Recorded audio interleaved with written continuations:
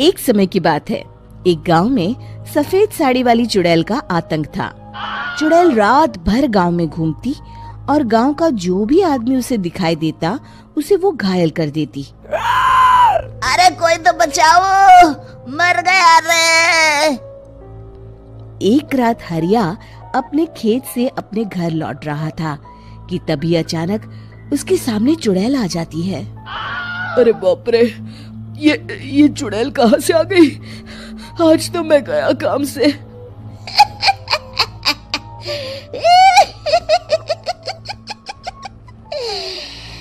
आज मुझे मेरा शिकार मिल गया।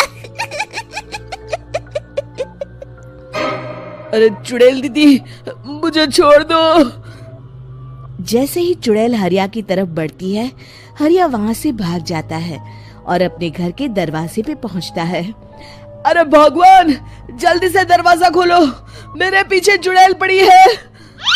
हरिया की पत्नी जल्दी से दरवाजा खोल देती है। अरे आप इतना हाफ क्यों रहे हैं? अरे मेरे पीछे चुड़ैल पड़ी है, आज तो मैं बाल बाल बच गया। जल्दी से सभी दरवाजे और सभी खिड़कियों को बंद करके बत्ती बुझा दो। तभी चुड़ैल हरिया के घर के पास पहुंच जाती है। अरे वो आदमी कहाँ गायब हो गया? मैं भी देखती हूँ आखिर कब तक बचेगा। मैं अपने शिकार को इतनी आसानी से नहीं छोड़ती। इतना कहकर चुड़ैल वहाँ से चली जाती है। वहीं दूसरी तरफ हरिया और उसकी पत्नी दोनों अपने घर की खिड़की से ये सब देख रहे होते हैं। अरे बाप रे, ये तो बड़ी डरावनी चुड़ैल थी। अगले दिन ये बात आग की तरह पूरे गांव में फैल जाती है और धीरे धीरे लोग चुड़ैल के डर के मारे शाम होते ही अपने घरों से बाहर निकलना बंद कर देते हैं। कुछ दिनों के बाद भाई, मैंने तो इस चुड़ैल के डर के मारे रात को अपने खेतों को पानी देना बंद कर दिया है।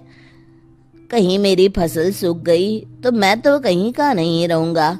साहूकार का कर्जा कैसे चुकाऊंगा? अरे भाई, पूरे गांव वालों का यही हाल है। पता नहीं ये चुड़ैल हमारे गांव में कहां से आ गई। फिर एक दिन गांव के पास वाली नदी के किनारे एक बहुत बड़े तांत्रिक के आने की बात कुछ गांव वालों को पता चलती है। वो लोग जाके ये बात गांव के मुखिया को बताते हैं। मुखिया जी, नदी के किनारे एक बहुत ही पहुंचे हुए तांत्रिक बाबा आए हैं। हमें उनसे मदद मांगनी चाहिए। मैंने सुना है वो बड़े बड़े भूतों और चुड़ैलों को अपने वश में कर लेते हैं। मुखिया जी सभी गांव वालों को लेकर उस तांत्रिक के पास पहुंच जाते हैं। ओम फट स्वाहा, ओम फट स्वाहा। तभी तांत्रिक अपनी बंद आंखों को खोलकर कहता है, क्या बात है? तुम सब लोग यहाँ क्यों आए हो? मुखिया जी उस तांत्रिक को सारी बात बता देते हैं। अच्छा, तो ये बात है। और तांत्रिक अपनी आंखों को बंद कर लेता है। मैं देख रहा हूँ तुम्हारे पूर्वजों ने बहुत पाप किए थे, जिससे ये गांव अब श्रापित हो चुका है। उसी के फल स्वरूप तुम्हारे गांव में चुड़ैल आई है। ये चुड़ैल बहुत खतरनाक है, ये किसी को नहीं छोड़ेगी। हे भगवान, मर गए रे, अब क्या होगा? तभी गांव के मुखिया जी कहते हैं, बाबा, इस चुड़ैल से हम सबको बचा लीजिए। कोई तो उपाय होगा। इसका सिर्फ एक ही उपाय है। सभी गांव वालों को बारी बारी हर दिन अपनी आधी फसल उस पहाड़ी के ऊपर बनी काली गुफा में छोड़ के आनी होगी। तभी उस चुड़ैल की भूख मिटेगी और श्राप का प्रभाव खत्म हो जाएगा और तुम सब जिंदा बच जाओगे।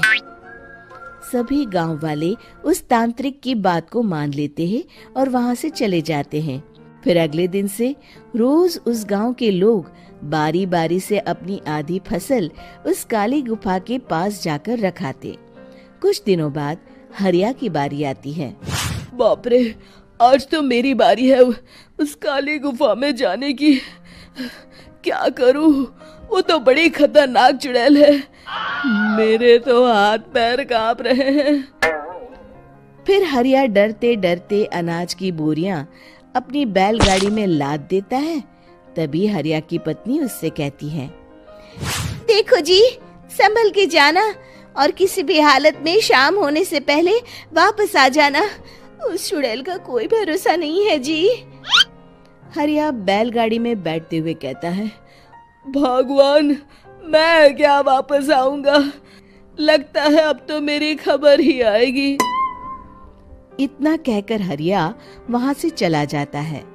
रास्ते में जंगल से गुजरते हुए हरिया की बैलगाड़ी का एक चक्का बड़े गड्ढे में फंस जाता है। हे भगवान, अब ये क्या मुसीबत है?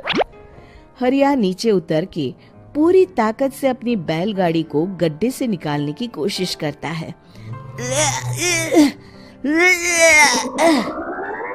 बहुत देर मेहनत करने के बाद हरिया की बैलगाड़ी उस गड्ढे से बाहर निकल जाती है।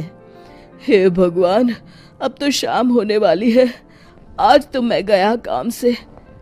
जैसे तैसे हरिया काली गुफा में पहुंच जाता है। अरे मर गया रे, यहाँ तो चारों तरफ डरावना माहौल है। मैंने यहाँ आने में बहुत देर कर दी, कहीं चुड़ैल नाराज ना हो जाए। हरिया अनाज की बोरिया वहां रख के जैसे ही जाने लगता है, तभी उसे किसी के आने की आवाज सुनाई देती है। हरिया एक कोने में छुपकर अंदर देखने लगता है। चुड़ैल वहां आती है और फिर अपने चेहरे से नकली चुड़ैल का मुखौटा निकाल देती है। हरिया ये देख के हक्का बक्का रह जाता है। तभी चुड़ैल कहती है, भैया यहाँ आना। आज तो बहुत अनाज आया है, इसे मिलाकर अब हमारे पास ढेर सारा अनाज जमा हो गया है। कल ही हम इसे शहर में बेच आएंगे और माला माल हो जाएंगे। तभी अंदर से नदी के किनारे वाला तांत्रिक बाहर आता है। अरे, ये तो तांत्रिक बाबा है। हाँ, अब तो हम दोनों की जिंदगी मजे में कटेगी। गांव वालों को बेवकूफ बनाना इतना भी मुश्किल नहीं था। लोग तो तुम्हें सच में असली चुड़ैल समझते हैं। हाँ, तुमने सही कहा। अब ये गांव वाले चुड़ैल के डर से जिंदगी भर इस काली गुफा में अनाज पहुंचाते रहेंगे। अच्छा, तो ये बात है। ये दोनों पूरे गांव वालों को बेवकूफ बना रहे हैं। अभी जाकर सबको बताता हूँ। हरिया उन दोनों की पूरी बातें सुन लेता है और जल्दी से वापस गांव में आता है। गांव वालों को पूरी बात बता देता है। इससे पहले वो दोनों हमारा अनाज लेकर शहर जाए, हमें उन दोनों को पकड़ना होगा। उधर दूसरी तरफ नकली तांत्रिक और नकली चुड़ैल बनी औरत एक बड़ी गाड़ी में सारा अनाज लाद के वहां से निकलने की तैयारी कर रहे होते हैं। जल्दी करो, इससे पहले हमें कोई देख ले। हमें यहाँ से निकलना होगा। और तभी वो दोनों देखते हैं कि सामने से सभी गांव वाले अपने अपने हाथों में मशाल लेके आ रहे हैं। दोनों बुरी तरह डर जाते हैं। रुक जाओ, तुम दोनों का भांडा फूट चुका है। अरे मर गए रे, ये गांव वाले कहाँ से आ गए? तुमने क्या सोचा इतनी आसानी से यहाँ से निकल जाओगे? ये अनाज हमने अपने खून पसीने से दिन रात खेतों में मेहनत करके उगाया है। दोनों मुखिया जी के पैरों में गिर जाते हैं। हमें माफ कर दीजिए, हम दोनों एक नंबर के कामचोर हैं। बिना मेहनत किए पैसे कमाना चाहते थे। हाँ, अब हम आगे से मेहनत मजदूरी करके पैसे कमाएंगे। हमें कुछ मत करना, हमें छोड़ दीजिए। इतना कह के दोनों गांव छोड़ के भाग जाते हैं और सभी गांव वाले फिर से खुशी खुशी रहने लगे।